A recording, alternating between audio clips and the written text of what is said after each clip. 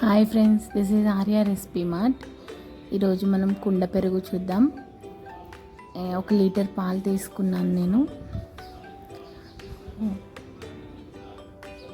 పాలు చిక్కగా ఉంటే మనం కొంచెం వాటర్ ఎక్కువ యాడ్ చేసుకోవచ్చు. పల్చగా ఉంటే తక్కువ యాడ్ చేసుకోండి. యాడ్ చేసుకోకపోవడం బెస్ట్. ఇంకా పల్చగా ఉంటే నేను తెచ్చుకున్న పాలు బాగా చిక్కగా ఉన్నాయి కాబట్టి నేను కొన్ని వాటర్ యాడ్ చేసిన.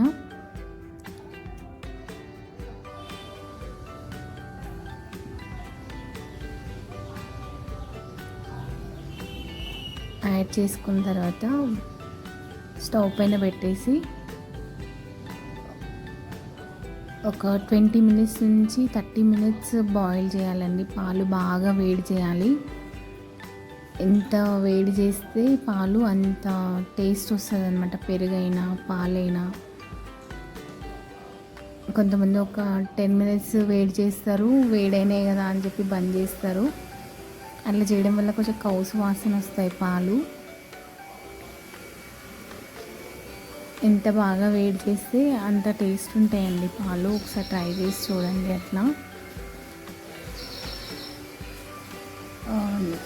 ఇప్పుడు కుండలో తోడేసుకోవడం కోసం నేను